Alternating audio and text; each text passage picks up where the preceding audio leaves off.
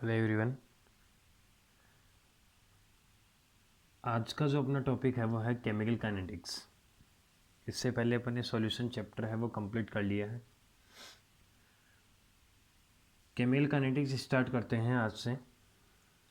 तो सबसे पहले सबसे रिक्वेस्ट है कि जिन्होंने चैनल को सब्सक्राइब नहीं किया है तो सब्सक्राइब कर ले एक बार,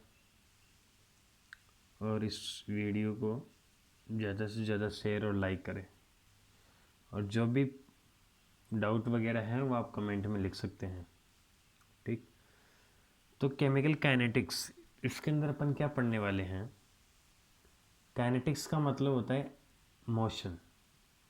यस, यहाँ पे अपन रिएक्शन के लिए रिएक्टेंट से जब प्रोडक्ट बनता है तो रिएक्शन होगी या नहीं होगी, रिएक्शन कैसे प्रोसीड होती है, यस, ये सारी चीज़ें पढ़ेंगे इसमें। ठीक है, तो मतलब जो भी रिएक्शन की यहाँ पे स्पीड है उसको इस चैप्टर में टाइम के साथ में कनेक्ट करेंगे। ठीक है, मतलब यहाँ पे अपन ज़्यादा जो फोकस है वो रिएक्शन के रेट पे करेंगे। रिएक्शन की जो रेट है वो क्या होगी, उसके लिए रेट कांस्टेंट क्या होगा, ये सारी चीज़ें अपन यहाँ पढ़ने वाले हैं। तो आज की इस वीडियो में जो केमिकल काइनेटिक्स के बारे में सिंपल बेसिक सी चीज़ें पढ़ेंगे अपन। तो इसकी जो डेफिनेशन है ये है the branch of physical chemistry which deals with the rate at which the chemical reaction occur. The mechanism by which the chemical reaction takes place is called the chemical kinetics. यहाँ पे जो reaction है, जब reactant to product बनता है तो उस reaction के रेट और वो किस मैकेनिज्म के थ्रू, कौन सी क्रियाविधि के थ्रू वो प्रोसीड होती है वो रिएक्शन। ठीक है, ये सारी चीज़ें इस केमिकल काइनेटिक्स के अंदर पढ़ने वाले हैं। ठीक, इसमें जो है वो टाइप ऑफ रिएक्शन है वो क्या है। जो रिएक्शन है यहाँ पे अपन मेनली टू टाइप की रिएक्शन पढ़ते हैं। फास्ट रिएक्शन, फास्ट रिएक्शन वो होती है जो बहुत ही कम टाइम में कंप्लीट हो जाती है। यस, जैसे यहाँ पे fast reaction, these reaction are very fast and 10⁻⁻14 to 10⁻⁻16 seconds take for completion. मतलब ये जो रिएक्शन है वो कंप्लीट होने में 10⁻⁻14 टू 10⁻⁻16 सेकेंड लेती हैं, जो कि बहुत बहुत कम है। अगर रिएक्शन इतनी फास्ट हो रही है तो उस रिएक्शन के मैकेनिज्म को मैं रीड नहीं कर सकता। उस रिएक्शन में क्या इंटरमीडिएट बन रहा है, क्या मध्यवर्ती बन रहा है, वो मैं नहीं बता सकता, क्योंकि उसको मैं मेज़र नहीं कर पाऊँगा। यस, जब तक मैं उसको देखूँगा उतने टाइम में तो वो कंप्लीट हो जाएगी रिएक्शन। यस, तो यहाँ से इसके रेट को है वो आइडेंटिफाई करना मुश्किल हो जाएगा। तो यहाँ पे लिखा है it is impossible to determine the rate of these reaction. इनकी रेट डिफाइन करना बहुत मुश्किल हो गया। जैसे ये जो फास्ट रिएक्शन होती है वो आयनिक, जितनी भी रिएक्शन होती है वो फास्ट रिएक्शन होती हैं, क्योंकि आयन के बीच में जो इंटर आयनिक अट्रैक्शन होता है वो बहुत ज़्यादा होता है, जिसकी वजह से बहुत ज़्यादा फास्टली मूवमेंट होता है इस वजह से। तो यहाँ पे एसिड और बेस की जो आयनिक रिएक्शन है वो इसका एक एग्जाम्पल हो गया। मतलब जितनी भी आयनिक रिएक्शन है वो लगभग सारी फास्ट रिएक्शन होती हैं। ठीक है, इसके बाद में आता है slow reaction. Yes, slow reaction क्या होती है, स्लो रिएक्शन कौन सी होती है। These reaction are very slow, they reaction take month year for completion. ये रिएक्शन बहुत ज़्यादा स्लो हैं, तो ये मंथ भी ले सकती हैं और ईयर भी ले सकती है। It is also difficult to study the kinetics of such reaction.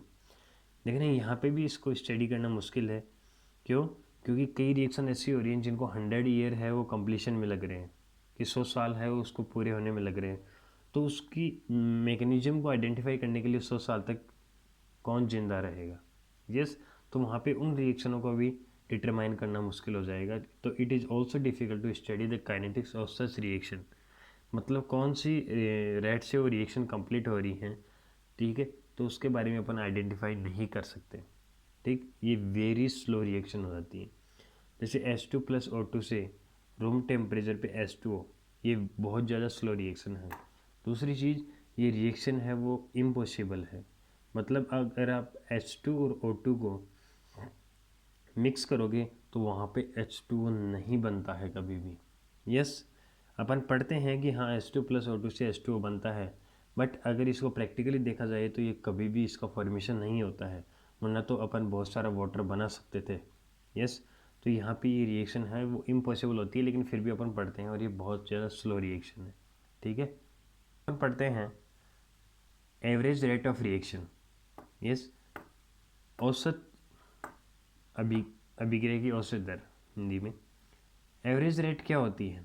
ठीक ना, एवरेज है वो किसी न किसी इंटरवल के लिए अपन डिफाइन करते हैं, किसी न किसी अंतराल के लिए। जैसे एनीवन कोई भी रिएक्शन है कि वो 1 मिनट पे उसकी रेट ये है, तो 5 मिनट बाद में उसकी रेट क्या होगी, ये 5 मिनट बाद में किसी कंपोनेंट की कंसनट्रेशन क्या होगी। तो किसी टाइम इंटरवल के लिए है वो जो भी रेट डिफाइन की जाएगी उसको एवरेज रेट बोलते हैं। तो यहाँ पे बोला है average rate expressed as the ratio of the amount of change in some quantity to the time required to produce that change. मतलब एनीवन अगर यहाँ पे रिएक्शन पढ़ रहे हैं तो यहाँ पे जो चेंजेबल होगा वो कंसंट्रेशन के अंदर होगा, तो कंसंट्रेशन के अंदर कितना चेंज होगा एक फिक्स टाइम इंटरवल के अंदर। यस, तो यहाँ पे सम क्वांटिटी मतलब कंसंट्रेशन आ जाएगी अपॉन में उसको चेंज होने में कितना टाइम लिया वो टाइम आ जाएगा, वो क्या हो जाएगी रेट। तो यहाँ पे जो डेल्टा एक्स है वो क्या होगा फाइनल माइनस इनिशियल। यस, तो यहाँ पे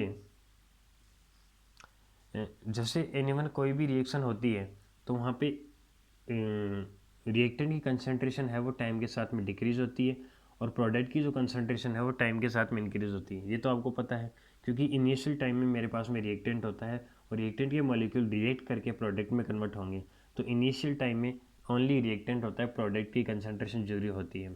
तो जैसे जैसे रिएक्शन चलेगी आगे तो रिएक्टेंट की कंसंट्रेशन डिक्रीज होती जाएगी। यस, तो यहाँ पे जो रिएक्टेंट कंसंट्रेशन ऑफ रिएक्टेंट और टाइम, इसका जो ग्राफ देखो धीरे धीरे टाइम के साथ में डिक्रीज हो रहा है क्योंकि टाइम के साथ में इसकी कंसंट्रेशन डिक्रीज होती है। ठीक है, और इसके जस्ट नीचे है वो प्रोडक्ट का ग्राफ दिया हुआ है। यस, तो यहाँ पे आप देख पा रहे हो तो कंसंट्रेशन ऑफ प्रोडक्ट है वो टाइम के साथ में इंक्रीज हो रहा है। यस, तो यहाँ पे जो एवरेज निकालेंगे अपन, जैसे मैंने T1 टाइम ले लिया, T2 टाइम ले लिया, तो इन दोनों के टाइम इंटरवल के बीच में जो कंसंट्रेशन में चेंज हुआ वो C1 और यहाँ C2 हो गया। मतलब C1 कंसंट्रेशन थी पहले, अब C2 हो गई। तो आप देख रहे हो कि यहाँ टाइम इंक्रीज हुआ तो ग्राफ नीचे आया, तो T1 टाइम में C1 कंसंट्रेशन थी, T2 टाइम में C2 कंसंट्रेशन है, तो C1 की कंपेयर में C2 है वो कम है। यस, तो यहाँ से है वो अपन देख सकते हैं कि टाइम इंक्रीज होने पे कंसंट्रेशन डिक्रीज होता है, तो इसका एवरेज रेट है वो निकाला। तो ये माइनस क्यों आया है, क्योंकि टाइम के साथ में इसकी कंसंट्रेशन कम हो रही है, मतलब स्लोप नेगेटिव है। यस, तो माइनस आ गया। डेल्टा आर, आर मतलब रिएक्टेंट की कंसंट्रेशन के अंदर change upon delta T equal to ये माइनस, जैसे कि इसे कंसंट्रेशन में जो चेंज होता है वो फाइनल माइनस इनिशियल होता है, तो फाइनल क्या है C2 माइनस इनिशियल क्या है C1 upon T2 minus T1। वैसे ही प्रोडक्ट की कंसंट्रेशन टाइम के साथ में इंक्रीज होती है तो यहाँ प्लस। यस, तो प्रोडक्ट की कंसंट्रेशन में चेंज अपॉन टाइम, तो final C2 minus initial C1, तो C2 minus C1 upon T2 minus T1। Yes, ये बिल्कुल सिंपल सा है। ठीक है, तो रेट ऑफ रिएक्टेंट और रेट ऑफ प्रोडक्ट, रिएक्टेंट की जो रेट है उसको माइनस डेल्टा आर अपन डेल्टा टी से रिप्रेजेंट करेंगे, प्रोडक्ट की जो रेट है उसको प्लस में delta P upon delta T से रिप्रेजेंट करेंगे। ये सिंपल सा है। यस, इसके बाद में है जो है इंस्टेंटेनियस रेट। यस, ये एक अपन ने पढ़ा एवरेज रेट और दूसरा है इंस्टेंटेनियस रेट। ये जो रेट है वो बहुत ही कम टाइम इंटरवल के लिए होती है। यस, इसको हिंदी में बोलते हैं तात्क्षणिक दर, तात्क्षणिक दर। यस, मतलब तत्काल, एक तरीके से अपन देखें सडनली एक पॉइंट पे है वो अपन इसकी रेट डिफाइन करना चाहें, मतलब यहाँ पे कोई इंटरवल नहीं होगा, ओनली एक फिक्स इंस्टेंट टाइम पे है वो अपन रेट डिफाइन करेंगे, तो उसको इंस्टेंटेनियस रेट बोलते हैं। The rate measured for an infinitesimally small time interval, ये ध्यान रखना है आपको, small time interval, small time interval के लिए अपन इसको डिफाइन करते हैं is called instantaneous rate.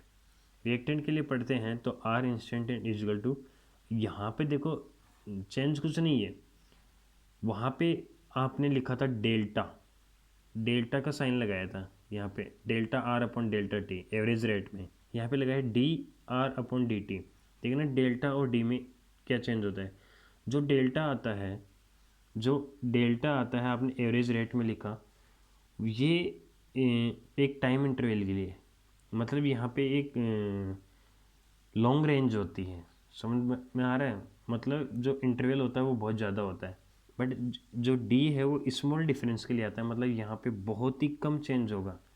Yes, समझ में आ रही है, मतलब कोई इंटरवल नहीं होगा, एक तरीके से बोले तो डी स्मॉल डिफरेंस के लिए आता है।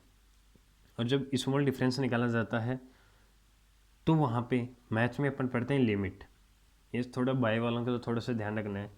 यस, मतलब यहाँ पे जो टाइम इंटरवल होगा वो बहुत ही कम होगा, मतलब टाइम के अंदर जो चेंज होगा वो अप्रोक्स किसके अप्रोक्स होगा, जीरो के।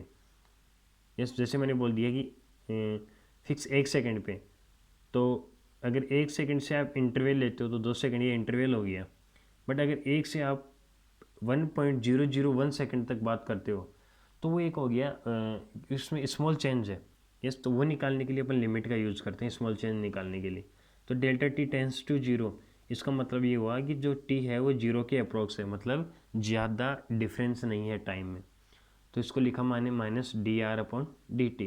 ये कुछ नहीं है, सिंपल सा है, स्मॉल डिफरेंस के लिए लिमिट रखते हैं अपन, बाय वाले इतना ध्यान रखेंगे। प्रोडक्ट के लिए प्लस साइन आ जाएगा, वही यहाँ पे limit delta T tends to zero plus में D T D P upon D T. अब इसको रेट को एक्सप्रेस करने का जो तरीका है वो आपको ध्यान रखना है। जैसे कोई भी रिएक्शन आ गई, उसकी रेट है वो आप कैसे एक्सप्रेस करोगे। यस, ठीक है, तो यहाँ पे N1A plus N2B M1C plus M2D, ये एक रिएक्शन ली है मैंने, ये N1 N2 और M1 M2 ये स्टोइक्योमेट्रिक कोफिशिएंट समीकरण गुणांक हैं। यस, तो यहाँ पे इसके रेट को कैसे एक्सप्रेस करोगे, यहाँ से बहुत सारे क्वेश्चन आते हैं जो बोर्ड लेवल पे तो नहीं पूछते हैं। तो आपको ये ध्यान रखना है कि जो स्टोइक्योमेट्रिक कोफिशिएंट है उसको 1 अपॉन में लिखना है और कंसंट रेट लिख देनी है, जैसे एक ही रेट होगी D A upon D T. अब ये रिएक्टेंट है तो यहाँ पे क्या होगी, इससे कंसंट्रेशन टाइम के साथ में कम होगी तो माइनस आ गया। यस, 1 अपॉन में लिख दिया इजकल टू, वैसे ही इसको भी 1 अपॉन में 1/N2, इसकी जो रेट है वो D B upon D T, reactant है तो माइनस इजकल टू M1 वही, लेकिन ये प्लस में क्योंकि प्रोडक्ट है सेम। तो इस तरीके से अपन इसको लिख सकते हैं और ये रेट को एक्सप्रेस कर सकते हैं। जैसे आपको इस रिएक्शन की रेट दे दिया और आपको एक ही सपोज दैट आपको एक ही रेट दे दिया, तो आपको यहाँ पे बी की रेट पूछ सकता है तो बी की रेट निकाल सकती हो। बी जैसे ये देता है और बी की रेट पूछता है तो N2 इधर आ जाएगा, तो D B upon D T निकाल सकते हो। तो ऐसे आपको चारों में से कोई एक दे देगा और बाकी 3 पूछ सकता है। ठीक है, तो आज की वीडियो में इतना ही। Okay, thank you.